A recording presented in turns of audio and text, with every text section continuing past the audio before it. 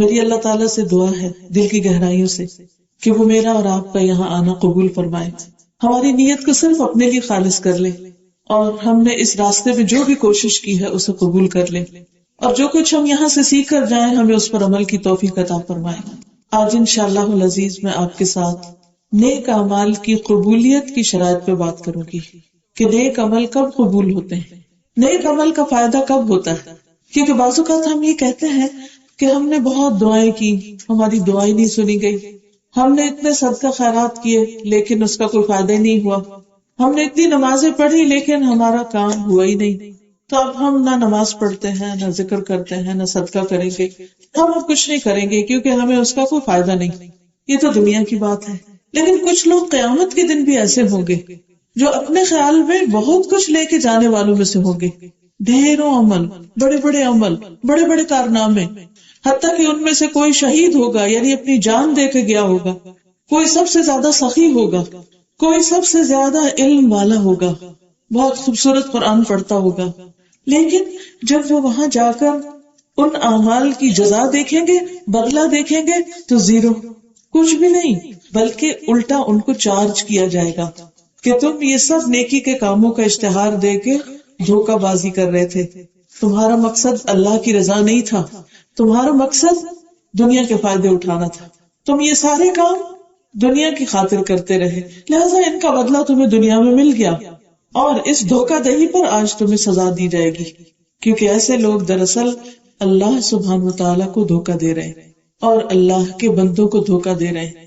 اور یہ سراسر منافقت ہے، اور منافقت کا گناہ سب سے بڑا گناہ ہے، منافق کی سزا کافر سے بھی بڑی ہے۔ قرآن مجید میں آتا ہے ان المنافقین فی الدرک الاسفل من النار، کہ منافق جہنم کے سب سے نچلے گڑھے میں ہوں گے، وہ بظاہر مسلمان نظر آتے ہوں گے، بظاہر بڑے بڑے نیک کام کرنے والے ہوں گے، لیکن ان کے ان اعمال کا کوئی بھی بدلہ نہیں دیا جائے گا، کیونکہ انہوں نے یہ کام صحیح طریقے پر نہیں کیے، صحیح مقصد کے ساتھ نہیں کیے، صحیح راستے میں نہیں کیے، انہوں نے کوشش تو کی لیکن اللہ کی رضا کے لیے نہیں تھی، انہوں نے محنت تو کی لیکن محمد صلی اللہ علیہ وسلم کے بتائے ہوئے طریقے کے مطابق نہیں تھی، انہوں نے ایک کام تو کیے لیکن اس میں اخلاص نہیں تھا، وہ خالص نہیں تھے، پیور نہیں تھے، اس میں اور چیزوں کی ملاوٹ ہو گئی تھی، اس میں بدعات بھی شامل ہو گئی تھی۔ ایسے لوگ عاملۃ ناصبہ، عاملۃ ناصبہ، کام کر کر کے تھکے ہوئے ہوں گے لیکن جزا کے اعتبار سے، بدلے کے اعتبار سے ان کے لیے کچھ بھی نہیں ہوگا۔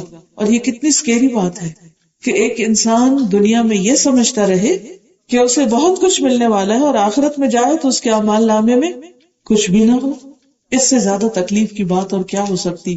یہ بالکل ایسے ہی ہے کہ جیسے آپ اپنا بیگ جیولری کا بھر کے رکھیں اور اس کے بعد جب گھر واپس آئے تو بظاہر بیگ یوں نظر آئے جیسے بھرا ہوا ہے، اور جب آپ پہننے کے لیے اس میں ہاتھ ڈالیں تو اس میں کچھ بھی نہ ہو، بتائیے اس وقت آپ کا حال کیا ہوگا؟ آپ کہیں گے کہ میں نے اپنے ہاتھ سے یہاں سب کچھ رکھا ہے اور میں بھولی نہیں ہوں، میرا یہ سیٹ اسی بیگ کے اندر تھا لیکن ابھی نہیں ہے، کہاں گیا؟ اس کے بعد دل کی بے چینی کا حال کیا ہوگا؟ اگر آپ میں سے کوئی اس تجربے سے گزرا ہو تو اچھی طرح سمجھ سکتا ہے کہ جب کوئی جیولری کھو جاتی ہے یا اپنی ہی رکھی ہوئی چیز کوئی نہیں ملتی تو پھر دل کا حال کیا ہوتا ہے، پھر بے چینی کیسی ہوتی، تکلیف کیسی ہوتی، پریشانی کیسی ہوتی ہے۔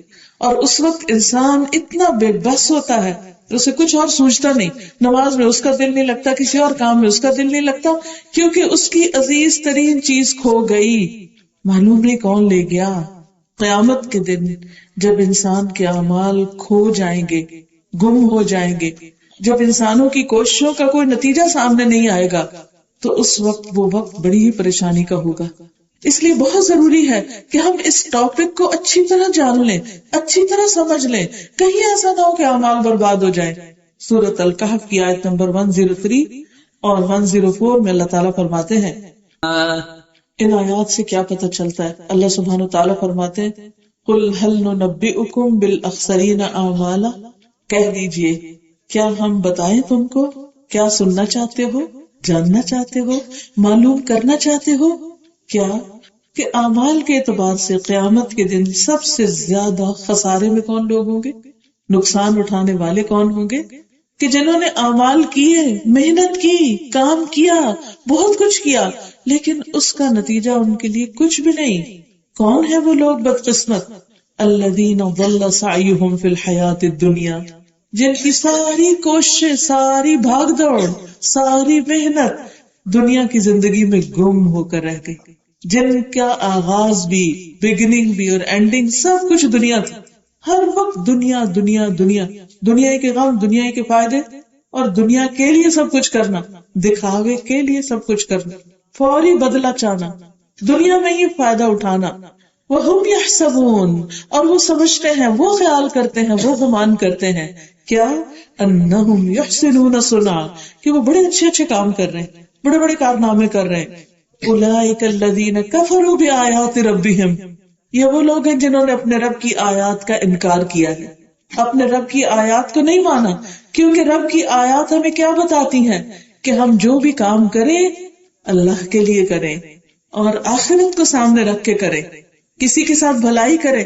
حتیٰ کہ ایک چھوٹی سی اسمائل بھی کسی کو دیں، دل کی خوشی کے ساتھ کسی سے سلام بھی کریں تو اس کے پیچھے کوئی مطلب نہ ہو، کوئی لالچ نہ ہو، کوئی غرض نہ ہو کہ ویسے انسان منہ پھلائے رکھے، جب کسی سے مطلب ہو تو اسمائل کر کے بات کرے، تو کیا مقصد ہے اس کا کہ اس کو اب کوئی مطلب ہے مجھ سے، ورنہ یہ میری طرف آتا بھی نہ۔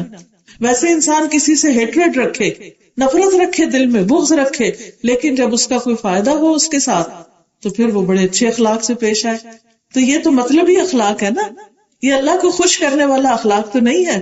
لیکن یہ فیصلہ کون کرے گا کہ ایسا کیوں کیا جا رہا ہے؟ یہ فیصلہ اللہ سبحانہ و تعالیٰ کرے گا، اور دوسری طرف انسان کا اپنا ضمیر اس کو بتاتا ہے کہ وہ کوئی بھی کام کیوں کر رہا ہے، اس کے پیچھے اس کی غرض کیا ہے، اس کی تمنا کیا ہے۔ اور پھر فرمایا کہ ان کے اندر دو کمیاں تھیں، ایک اپنے رب کی آیات، رب کے احکامات کا انکار کیا، وَلِقَائِهِ، اور اس کی ملاقات کا، انہیں خیال ہی نہیں تھا کہ کبھی اللہ کے سامنے بھی جا کے کھڑے ہونا ہے۔ فَحَبِطَتْ أَعْمَالُهُمْ، تو ان کے اعمال برباد ہو گئے۔ فَلَا نُقِيمُ لَهُمْ يَوْمَ الْقِيَامَةِ وَزْنًا، بس ہم قیامت کے دن ان کے اعمال کا کوئی وزن دیں گے ہی نہیں، یعنی پہاڑ جتنی نیکیاں بھی ہوں گی جب میزان پہ رکھی جائیں گی تو اسکیل کے اوپر کچھ بھی نہیں آئے گا، 0.00000 کچھ نہیں، نتھنگ۔ کیوں؟ اس لیے کہ انہوں نے آخرت کے لیے تو کچھ کیا ہی نہیں تھا، انہوں نے تو کسی کے ساتھ تھوڑی سی بھی بھلائی کی تو اس سے زیادہ اس کا بدلہ چاہا۔ حالانکہ قرآن مجید کی آیات کیا بتاتی ہیں؟ وَلَا تَمْنُن تَسْتَكْثِرْ، کسی پر احسان اس لیے نہ کرو کہ اس سے اور زیادہ حاصل کر لو، یعنی تھوڑا دے کے زیادہ نکالو اس سے۔ یہ سب چیزیں دنیاوی اعتبار سے تو بڑی چالاکی کی ہیں، بڑی ہوشیاری کی ہیں، بڑی سمارٹنیس ہے، لیکن اللہ سبحانہ وتعالیٰ کے نزدیک ایسی باتوں کی کوئی حیثیت نہیں۔ اللہ کو سب پتا ہے کہ کون کس کو کیسا دھوکہ دے رہا ہے، کون کس کے ساتھ کیسا پیش آ رہا ہے۔ سچ بتائیے، اگر آپ کو کسی کے دل کا یہ پتا چل جائے کہ اس وقت اس کے مسکرانے کا مطلب کوئی فائدہ اٹھانا ہے، آپ کے دل میں اس انسان کی کتنی قدر ہوگی، آپ اس سے کتنی محبت کریں گے، آپ اس کو کیا ویلیو دیں گے، آپ اس سے نفرت کریں گے کہ یہ شخص مجھے چیٹ کر رہا ہے، مجھے دھوکہ دے رہا ہے، بظاہر اس کے منہ پہ اسمائل ہے لیکن اندر سے مطلب کچھ اور ہے۔ تو اللہ تعالیٰ کیا چاہتے ہیں کہ جو عبادت ہم اللہ کے لیے کریں وہ بھی اللہ ہی کو خوش کرنے کے لیے کریں، نماز، روزہ، حج، زکوٰۃ، ہر چیز۔ قل ان صلاتي ونسكي ومحياي ومماتي لله رب العالمین، کہہ دیجئے کہ میری نماز اور میری قربانی، میرا جینا اور میرا مرنا، للہ رب العالمین، سب کچھ اللہ رب العالمین کے لیے، نماز بھی اور قربانی بھی۔ اور اس کے علاوہ اگر ہم بندوں کے حقوق ادا کریں، بندوں کے ساتھ کوئی معاملہ کریں، تو اس وقت بھی ہماری نیت اور ہمارا ارادہ کیا ہو؟ اللہ ہی کو خوش کرنا۔ حتیٰ کہ چھوٹی سی نیکی بھی کوئی کسی کے ساتھ کرے تو اس لیے نہیں کرے کہ اس سے فائدہ پہنچے گا اس لیے اس کے ساتھ اچھا کرو، اور اس نے کیا دینا ہے ہمیں، اس کے ساتھ جو مرضی کرو۔ اسی لیے تو سارے معاملے خراب ہیں، اسی لیے تو سارے تعلقات خراب ہیں۔ جو اللہ کے لیے احسان کرتا ہے، جو اللہ سبحانہ وتعالیٰ کے لیے نیکی کرتا ہے، وہ یہ نہیں دیکھتا کہ سامنے والا میرے ساتھ کیا کرتا ہے۔ اسی لیے ہم دیکھتے ہیں کہ نبی صلی اللہ علیہ وسلم کی زندگی میں آپ ان کے ساتھ بھی اچھا کرتے تھے جو آپ کے ساتھ اچھے تھے، اور ان کے ساتھ بھی اچھا کرتے تھے جو آپ کے ساتھ اچھا نہیں کرتے تھے، اسی لیے تو دین پھیلا تھا۔ آج ہمارا حال کیا ہے کہ اگر بندوں کے ساتھ بھی کچھ لینا ہو، دینا ہو، اگر اللہ کی خوشی کے لیے نہیں تو اس کی کوئی جزا اللہ کے پاس نہیں، کچھ بھی نہیں، کیونکہ وہ تو دنیا کے مطلب کے لیے کیا، اور وہ وہیں ملا یا نہیں ملا۔ تو جو شخص اللہ کے لیے کرتا ہے وہ کبھی ڈس ہارٹ نہیں ہوتا، اس کا ہارٹ فنکشن کرتا رہتا ہے، وہ پھر بھی مطمئن رہتا ہے، کیونکہ اس نے کس کے لیے کیا؟ اللہ کے لیے کیا. اور جب اللہ کے لیے کیا تو کیا اللہ اپنے بندے کے لیے کافی نہیں؟ الیس اللہ بکاف عبدہ، کیا اللہ اپنے بندے کو کافی نہیں؟ کیا وہ اس کو اس کا بدلہ نہیں دے سکتا؟ کہ بندے کے نہ دینے پہ اس کا دل ٹوٹ گیا. اس نے بندے کو کیوں اپنا رازق سمجھا تھا؟ غلطی تو اس کی اپنی ہے کہ اس کی ساری توقعات، اس کی ساری ایکسپیکٹیشنز بندوں سے تھی، اور بندے تو خود محتاج اور فقیر. بندے کیا دے سکتے ہیں؟ اس لیے عام طور پر خاندانوں کے اندر، بہن بھائیوں کے اندر، شوہر بیوی کے اندر، رشتہ داروں کے اندر معاملے خراب ہی اس لیے ہوتے ہیں، تعلقات بگڑتے اس لیے ہیں کہ ایک دوسرے سے ٹو مچ ایکسپیکٹیشن ہوتی، اور ذرا سا ان کے ساتھ اچھا کرے تو جواب میں فوراً چاہتے ہیں اپریسیشن ملے. جب انسان کہتا ہے مجھے اللہ سے چاہیے تو وہ اللہ بندوں کے دل میں بھی ڈال دیتا ہے، کیونکہ اللہ تعالیٰ اسباب سے دیتا نا تو وہ بندوں کے اندر بھی ڈال دیتا، بندے بھی پھر بھلا کرنے لگتے. اور اگر اللہ تعالیٰ کی حکمت اس میں ہو کہ اس شخص کو میں خود ہی دوں گا، بندوں سے نہیں دلوانا، تو اس میں بھی بڑی خیر ہے. تو اللہ تعالیٰ فرماتے ہیں ذالک جزاؤہم جہنم، دکھاوے کے لیے اور دنیا کے لیے کام کرنے والوں کا بدلہ جہنم. کیوں؟ دو وجوہات کی بنا پر. نمبر 1، بما کفروا، کہ انہوں نے انکار کیا، واتخذوا آیاتی ورسلی ہزوا، اور میری آیات اور رسولوں کا مذاق اڑایا، ان کا ادب نہیں کیا، دین کا مذاق اڑایا. اس کا نقصان کیا ہوا؟ اس کا نقصان یہ ہے کہ ان کے لیے آخرت ہمیشہ کے لیے برباد ہو گئی. تو عمل کی قبولیت کے لیے ایک شرط ایمان ہے، دوسری شرط ادب ہے. اللہ کا ادب، رسول اللہ صلی اللہ علیہ وسلم کا ادب، قرآن کا ادب، حدیث کا ادب، صحابہ کرام کا ادب، علماء کا ادب، والدین کا ادب، یہ سب ہمارے دین کا حصہ ہے. بڑوں کو رسپیکٹ دینا دین کا حصہ ہے، اور یہ بھی کون دے گا؟ جس کے دل میں اللہ کا ڈر ہوگا، جو اللہ کے لیے کرنے والا ہوگا. اسی لیے فرمایا ان الذین آمنوا، بے شک وہ لوگ جو ایمان لائے، وعملوا الصالحات، اور انہوں نے اچھے اچھے کام کیے، کانت لہم جنات الفردوس نزلا، ان کے لیے فردوس کے باغ ہیں مہمانی کے طور پر. کیوں؟ اس لیے کہ انہوں نے دنیا میں صبر کیا اور اپنا سب کچھ آخرت کے لیے جمع کراتے رہے. خالدین فیہا، وہ اس میں ہمیشہ رہیں گے. لا یبغون عنہا حولا، وہ وہاں سے ٹلنا بھی نہ چاہیں گے، ہلنا بھی نہیں چاہیں گے، کہیں اور جانا نہیں چاہیں گے، وہاں کوئی بوریت نہیں ہوگی. بعض لوگ کہتے ہیں نا اچھا جنت میں چلے گئے تو وہاں تو پھر رہنا ہی رہنا بور ہو جائیں گے. دنیا میں بیماریوں، بڑھاپے، تکلیفوں کے باوجود ہم کیا چاہتے ہیں؟ چند دن اور ہو جائیں، اور مل جائیں، اور زندہ رہ لیں. اسی لیے آپ دیکھیں کسی کے بوڑھے سے بوڑھے والدین بھی فوت ہوتے ہیں، وہ بھی روتے ہیں، ہائے وہ دنیا سے چلے گئے. کیوں بھائی؟ جانا ہی تھا، اس سے پریشانی کی کیا بات ہے. لیکن ایک رشتہ ہوتا ہے نا، ایک تعلق ہوتا ہے، تو جدائی از آلویز پینفل. تو اگر اتنی تکلیف بھری دنیا سے نہیں جانا چاہتے تو جنت سے کون جانا چاہے گا؟ یہ صرف ایک دھوکہ ہے شیطان کا جو انسان کے اندر وہ ڈالتا ہے. بہرحال ہم میں سے ہر شخص یہ چاہتا ہے کہ اس کی کوششوں کی قدر کی جائے، اس کو اپریشیٹ کیا جائے، اس کو کام کرنے پر معاوضہ ملے، اسے کچھ حاصل ہو. اسی لیے آپ ورک کرتے ہیں، اسی لیے آپ جابس کرتے ہیں، اسی لیے آپ گھر سے نکلتے ہیں. تو اسی طرح ہم میں سے ہر ایک کیا چاہتا ہے کہ اسے نیک اعمال کرنے پر بدلہ ملے. ہم سب چاہتے ہیں. سب نے جواب نہیں دیا. کیا جی کہنا بھی مشکل ہے. نیکی کے کام میں انتظار نہیں کرتے، ایک دوسرے سے آگے نکلنے کی کوشش کرتے. پہلے مجھے جانا ہے جنت میں، میں چاہتی ہوں کہ سب سے پہلا گروپ جو ہو میں اس میں شامل ہوں انشاءاللہ تعالی. ہم سب اپنے لیے یہی تمنا رکھیں. اللہ کے لیے کچھ مشکل نہیں. ٹھیک ہے ہمارے عمل اچھے نہیں، لیکن ہم اللہ سے امید تو رکھ سکتے ہیں نا، پھر اللہ تعالیٰ ہمیں ویسے کاموں کی بھی توفیق دے دے گا. لیکن جب ہم نیکی کے کاموں پیچھے رہتے ہیں تو اللہ تعالیٰ بھی سب سے پیچھے ڈال دیتے. اچھا بیٹھو ادھر، پھر تمہاری باری بھی آ جائے گی. کتنے خوش قسمت ہوں گے وہ لوگ جو سب سے پہلے جنت میں داخل کیے جائیں گے اور سب سے اعلیٰ درجے پہ چلے جائیں گے، جنت الفردوس، جس کی چھت جو ہے رب کا عرش، قریب ترین، جس کے لیے آسیہ علیہ السلام نے جو فرعون کی بیوی تھی انہوں نے دعا کی تھی. عورت کی دعا، عورت بھی بڑی عقل مند ہو سکتی. کبھی اپنے آپ کو انڈر ایسٹیمیٹ نہیں کیا کرے کہ ہائے اب تو مجھے کچھ یاد نہیں، ہائے مجھے تو سمجھ نہیں آتا. نہیں، یہ باتیں نیگیٹو کر کے ہم جو کر سکتے وہ بھی نہیں کر پاتے. وہ کتنی عقل مند تھی، کتنا بڑا سودا کیا. دنیا کے محلات نہیں مانگے. ہم میں سے اکثر عورتوں کا شوق دنیا کے گھر ہوتا ہے، ایسا گھر مل جائے، ایسا ڈیکوریٹ کروں، ایسا انٹیریئر ہو، فلاں چیز ہو، فلاں چیز. شادی سے پہلے بھی لڑکیاں خواب دیکھتی ہیں، بعد میں بھی جب تک ان کی پسند کا گھر نہیں مل جاتا ان کو چین نہیں آتا، ساری زندگی اسی حسرت میں رہتے اپنا گھر ہو. اللہ کے پاس تو بڑے بڑے گھر ہیں لیکن ان کی قیمت بڑی ہے نا.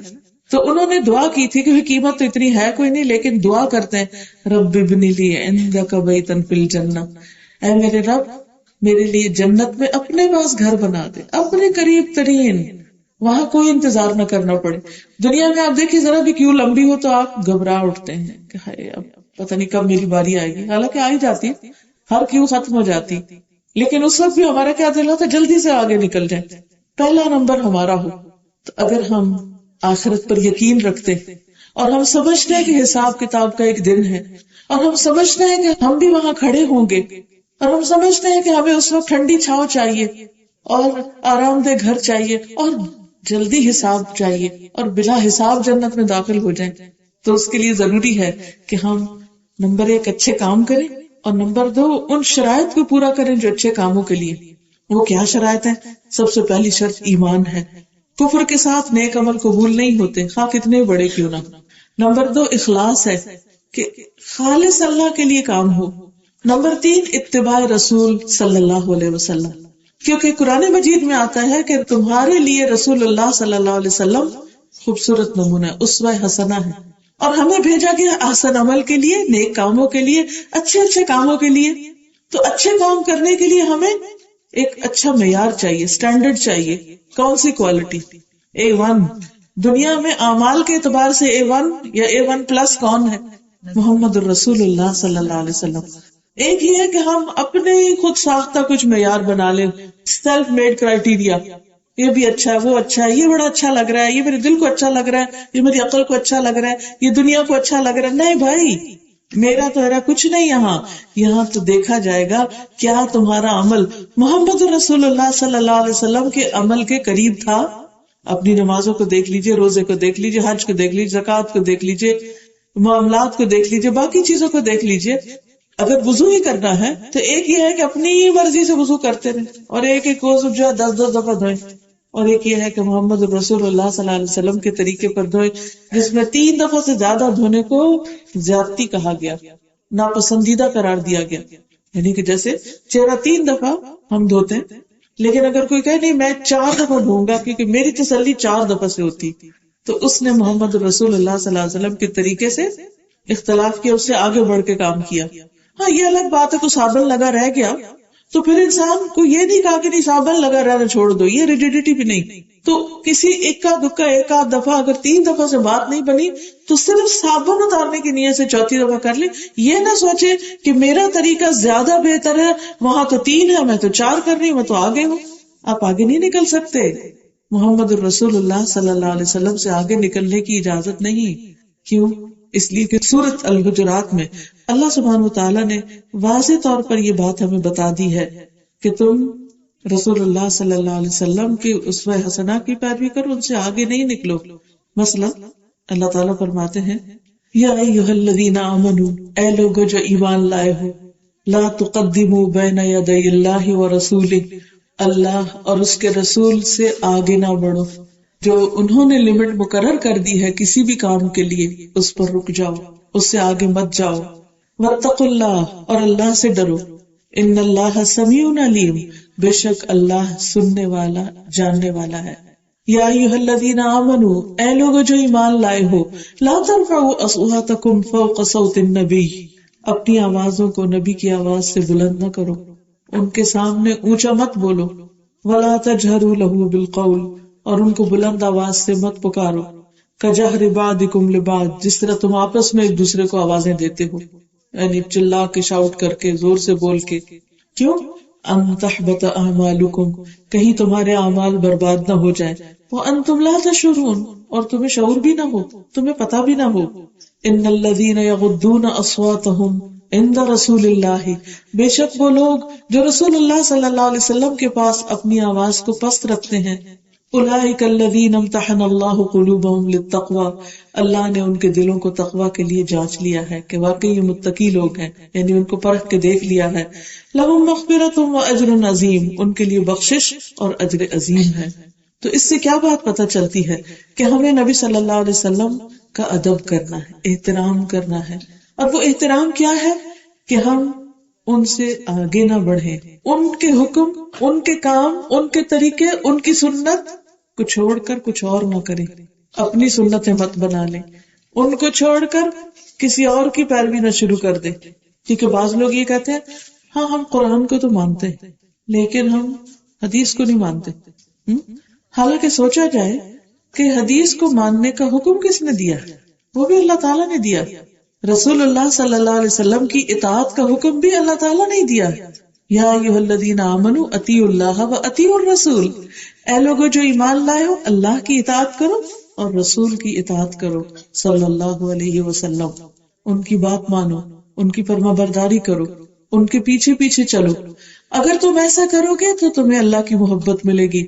قل ان کنتم تحبون اللہ فاتبعونی، آپ ان سے کہہ دیجئے اگر تم اللہ سے محبت رکھتے ہو تو میری پیروی کرو، میرے فٹ سٹیپس پہ چلو. یحببکم اللہ، اللہ تم سے محبت کرے گا. یعنی جس کو یہ چاہیے کہ اللہ تعالیٰ اس سے محبت کرے تو وہ اپنے اعمال کس کی طرح کر لے، کس کے پیچھے چلے، کس کو لیڈر مانے، کس کو فالو کرے؟ محمد الرسول اللہ کو. وَيَغْفِرْ لَكُمْ ذُنُوبَكُمْ، فائدہ کیا ہوگا؟ اللہ کی محبت ملے گی اور وہ تمہارے گناہوں کو معاف کر دے گا. تو ہمارے دل میں کیا جذبہ ہونا چاہیے کہ ہم اپنی زندگی کو نبی صلی اللہ علیہ وسلم کے طریقے کے مطابق گزاریں گے. جب یہ ہماری سوچ بن جائے گی تو پھر ہم سیرت کا مطالعہ بھی کریں گے، حدیث بھی پڑھیں گے اور چھوٹی چھوٹی سنتوں کی پیروی شروع کر دیں گے. اور اسی میں دنیا اور آخرت کی کامیابیاں ہیں. کیونکہ صحابہ نے رسول اللہ صلی اللہ علیہ وسلم کو اپنا لیڈر مانا اور ان کے پیچھے چلے تو کس طرح دنیا میں بھی کامیابی حاصل کی. آج مسلمان کیوں ذلیل ہو رہے ہیں، کیوں رسوا ہو رہے ہیں؟ اس لیے کہ ہم نے اخلاق نبوی چھوڑ دیا، ہم نے آپ جیسی نمازیں چھوڑ دی، آپ کی طرح کے روزے چھوڑ دیے، آپ کی طرح کے باقی معاملات چھوڑ دیے اور ان چیزوں میں اپنی مرضیاں شروع کر دی. تو اس لیے بہت ضروری ہے کہ ہم اچھے عمل کے لیے نبی صلی اللہ علیہ وسلم کا طریقہ اور پیٹرن فالو کریں. چوتھی چیز احسان. کوئی بھی اچھا کام اللہ کے لیے اس طرح کریں گویا ہم اللہ تعالیٰ کو سامنے دیکھ رہے ہیں. اور اگر یہ ناممکن ہو، یہ خیال نہ آئے دل میں، ایسا سمجھ میں نہ آئے، تو یہ ہمیشہ دھیان میں رہے کہ اللہ تعالیٰ مجھے دیکھ رہا ہے، ہی از واچنگ می. کسی بھی شخص کا کام بہترین ہو سکتا ہے اگر اس کو یہ احساس رہے کہ اللہ مجھے دیکھ رہا ہے. مثلاً اس وقت آپ کا فوکس، آپ کی توجہ اور زیادہ اچھی ہو جائے گی اللہ کی بات پر اگر آپ کو یہ خیال آ جائے کہ اللہ مجھے دیکھ رہا ہے. میں اس کے لیے یہاں آئی، کسی کو دکھانے کے لیے نہیں، کسی کی تعریف کے لیے نہیں، کسی کی چاہت کے لیے نہیں، بلکہ اللہ کی رضا کے لیے. اور وہ فرشتوں کو کہے گا اس بندی کا ایک ایک قدم لکھ لو، ایک ایک ایفرٹ لکھ لو. اس نے گاڑی میں جو پیٹرول لگایا اس کو بھی لکھ لو کہ اس میں کتنے پیسے لگے تھے اس کے. یہ اگر اپنے ساتھ کسی اور کو بھی لے کر آئی تو وہ بھی لکھ لو. ہر قدم پہ اجر لکھا جائے گا. لیکن اگر آپ صرف اس لیے آ رہے ہیں کہ اچھا وہ فلاں نے بلایا اب نہ گئی تو مائنڈ کرے گی، نہیں بھائی، بندوں کے لیے نہیں، اللہ کے لیے.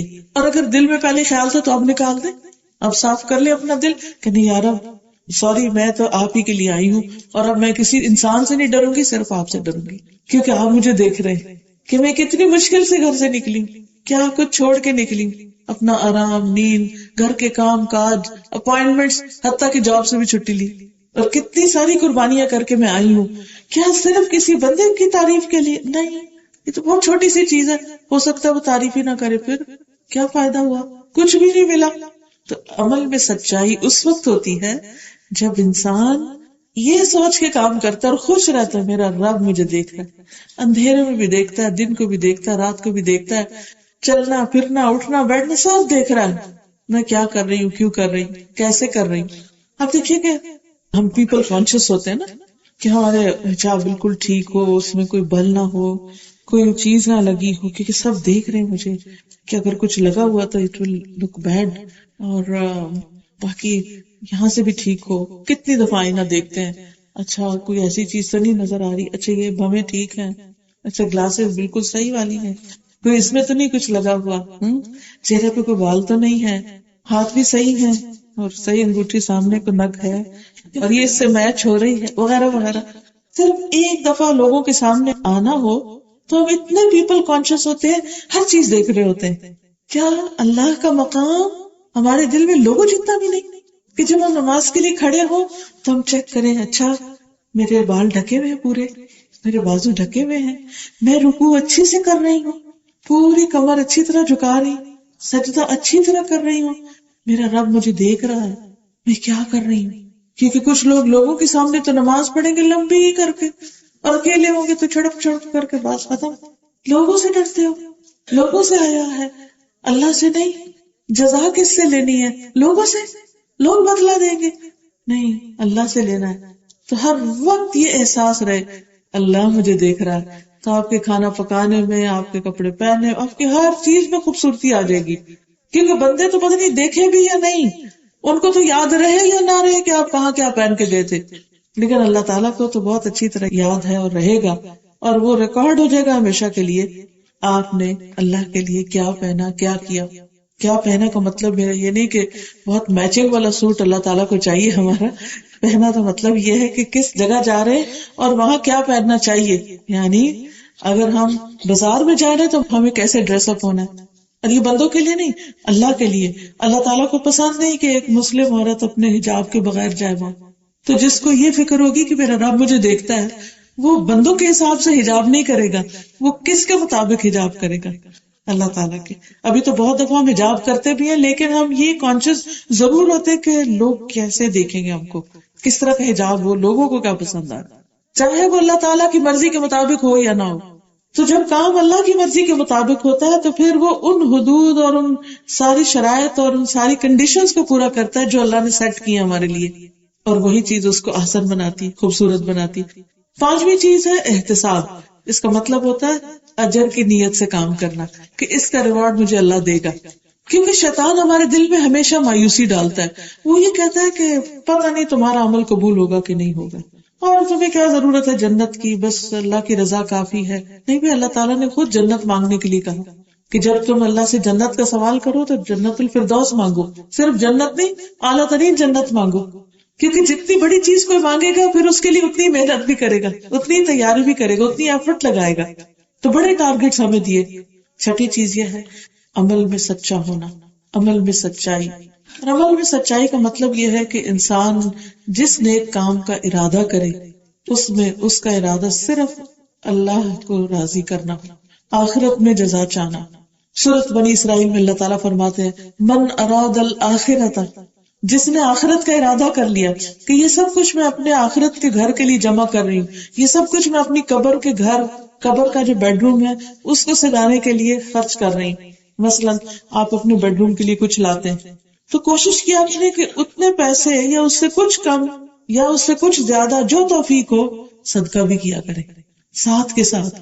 اچھا یہ تھا دنیا کے لیے، یہ ہے آخرت کے لیے بھی. دنیا کا بھی اگر اللہ کی خاطر کریں گے، صحیح چیز کریں گے، اس کا بھی اجر ہوگا. مثلا آپ گروسری کر رہے ہیں تو آپ اس میں ایک پیکٹ ایکسٹرا دال مثلا لے لیں، ایکسٹرا دودھ لے لیں، ایکسٹرا کوئی چیز لے لیں، اور وہ آپ کو معلوم ہے کہ آپ کے قریب ایسا کوئی ہوم ہے یا کوئی ایسا ادارہ ہے یا چیریٹی کی کوئی ایسی جگہ ہے کہ جہاں پر آپ اس کو دے سکتے ہیں. مثلا ہم نے الہدا کینیڈا میں ایک ڈپارٹمنٹ بنایا ہوا ہے سوشل ویلفیئر کا، کہ جس میں بچیوں کے لیے ہم نے بڑے بڑے ڈرمز رکھے ہوئے ہیں، اور ان کو یہ بتایا ہوا کہ مثلا آپ اگر گروسری ویکلی کرنے جاتے ہیں تو اس میں 1-2 پیکٹ، چاہے چاول، چاہے دال، چاہے گھی، چاہے کوئی بھی چیز صدقے کے لیے ساتھ ہی خرید لیں اپنی آخرت کے لیے. اور جب آئیں اگلے دن اسکول میں بیگ لے کر آئیں، اور ساتھ وہ جو آپ نے اللہ کے لیے خریدا نا وہ آپ اس ڈرم میں ڈال دیں. جب ویکنڈ آتا ہے، فرائیڈے آتا ہے، تو پھر ہم کیا کرتے ہیں، وہ ساری چیزیں نکال کے ان کی سارٹنگ کر کے تو کچھ فیملیز کو راشن پرووائڈ کرتے ہیں. ہوم لیس پیپل، ایسے لوگ کہ جن کے اوپر مشکلات ہیں، وہ اپنا کھانا پینا نہیں کر سکتے. اب اس میں کیا ہے، بعض اوقات آپ نے دیکھا ہوگا کہ ہم اپنے لیے 1.5 ٹرالی بھر لیتے ہیں، گھر لا کے اپنی پینٹری بھر دیتے ہیں، اور پھر کچھ عرصے کے بعد دیکھتے ہیں اوور ڈیٹ، ایک چیز اٹھائی تھرو کی بن میں، دوسری بن میں، تیسری بن میں. چلو جی اسپرنگ کلیننگ ہو گئی، سب کچھ صاف ہو گیا، پھر چلے جاتے ہیں پھر اور بھرنے، اور پھر وہی پروسیس دہراتے ہیں. کیا جو بن میں جا رہا ہے اس کا کوئی اجر و ثواب ہے؟ نہیں نا. تو اب یہ میں نے چھوٹی سی اگزامپل اس لیے آپ کو دی کہ چھوٹی سی کوئی ایفرٹ آپ پلان کر لیں اپنے پرسنل لائف کے لیے بھی، اپنے اوپر باندھ لیں کہ ہر دفعہ جب میں گروسری کرنے جاؤں گی تو کوئی ایک چیز کسی اور کے لیے بھی خریدوں گی. پھر اپنے آس پاس ویسینٹی میں ادھر ادھر اور کمیونٹی میں کہیں نہ کہیں ایسے لوگ ہوتے ہیں کہ جو اپنی ضروریات خود پوری طرح پوری نہیں کر سکتے، تو ان کے لیے آپ خاموشی کے ساتھ مہینے بھر میں ایک پیک تیار کر سکتے ہیں اور جا کے ڈیلیور کر سکتے ہیں، کسی اور کو دے سکتے ہیں.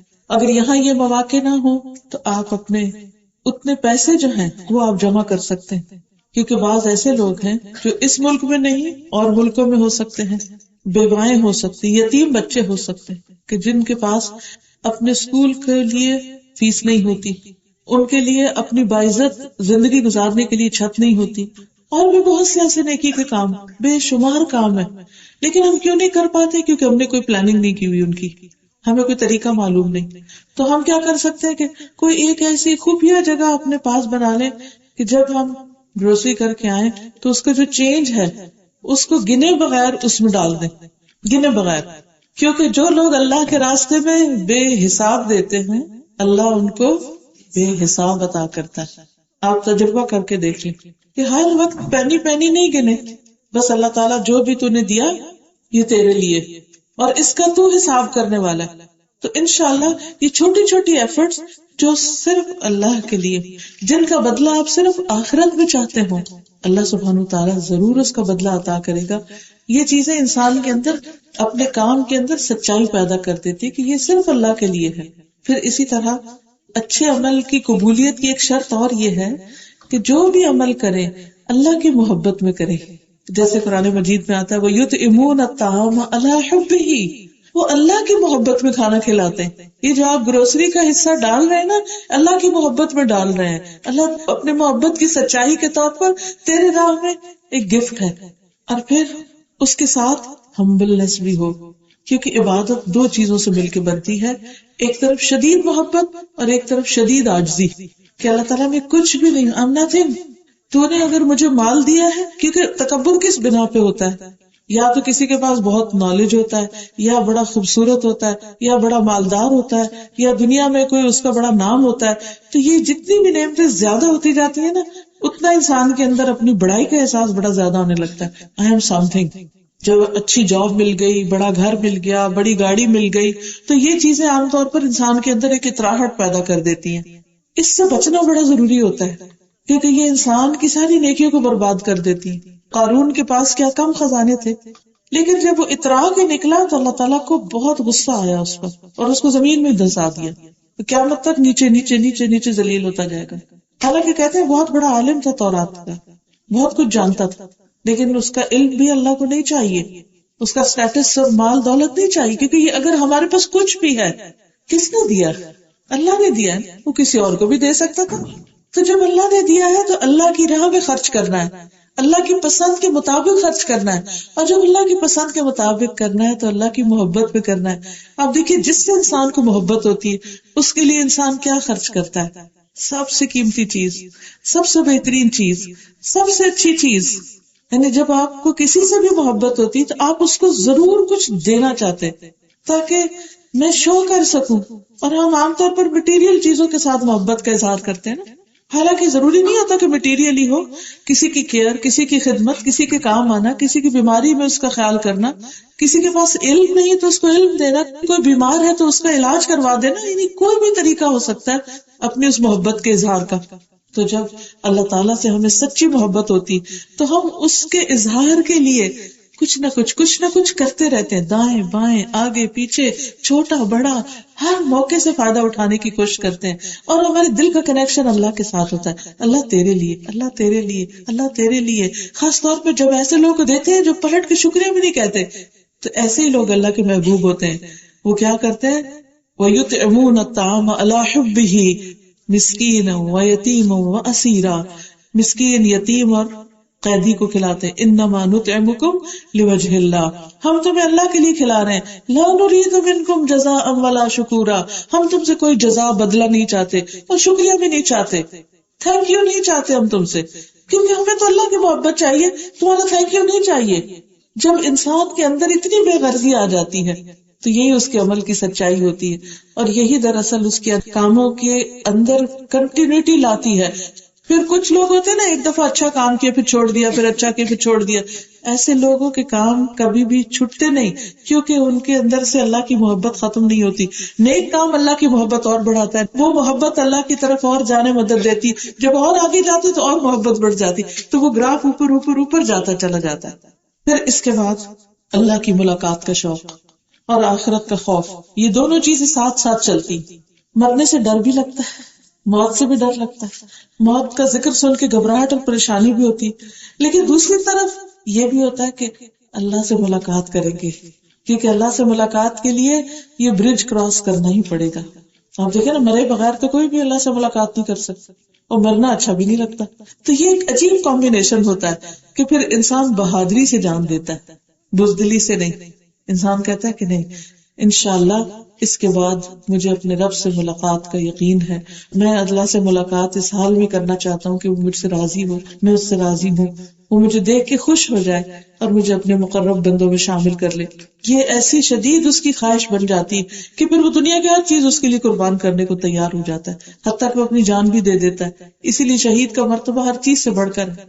9ویں چیز ہے اللہ کی کتاب یعنی قرآن مجید جب پڑھے تو اس کا اثر قبول کرے، اور کسی بھی نیک کام کو اللہ کا حکم سمجھ کے کرے، کسی بزرگ یا استاد یا ٹیچر یا آرگنائزیشن یا کسی پیر فقیر یا کسی اور کا حکم سمجھ کے نہیں کرے۔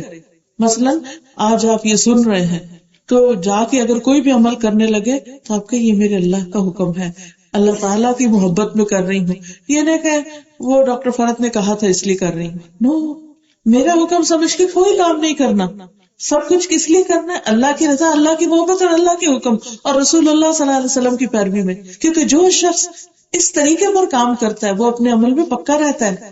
ورنہ کیا ہوگا، جس وقت ڈاکٹر فرد سامنے ہوگی تو آپ کام کر لیں گے، جب وہ چلی جائے گی تو کام چھوڑ دیں گے، تو وہ کام پائیدار نہیں ہوتے، وہ آپ کو فائدہ بھی کیا دے سکتی۔ بہت ویک فاؤنڈیشن ہوتی ہے جب انسان انسانوں کے لیے کام کر رہا ہوتا ہے یا ان کے کہنے پہ کام کر رہا ہوتا ہے۔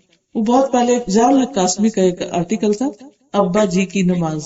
ابا جی کی نماز کیا ہے کہ جب ابا جی کہیں تو نماز پڑھ لیں، اور جس دن ابا جی گھر پر نہ ہو یا وہ کہنا بھول جائے یا وہ سو کے نہیں اٹھے تو نماز ہی کوئی نہیں۔ دھکا دے دے کے دوسرے پیچھے پڑھ پڑھ کے یہ کام کرائے تو کام کرے، نہ کہے تو کام ہی نہ کرے۔ ایسے نہیں، اللہ تعالیٰ ہر وقت دیکھتا ہے، ہر وقت سنتا ہے۔ لا تأخذہ سنۃ ولا نوم، نہ اس کو نیند آتی ہے نہ اونگ آتی ہے۔ ہم سو رہے ہوتے ہیں وہ جاگ رہا ہوتا ہے، ہم بھول جاتے ہیں وہ یاد رکھتا ہے۔ تو اس لیے کسی بھی اچھے کام کے لیے مضبوط بنیاد پر بنائیں، فاؤنڈیشن اچھی ہونی چاہیے تاکہ آپ ویک نہ ہو، شیکی نہ ہو، اور آپ کے اچھے عمل کی بنیاد نیچے نہ آ پڑے۔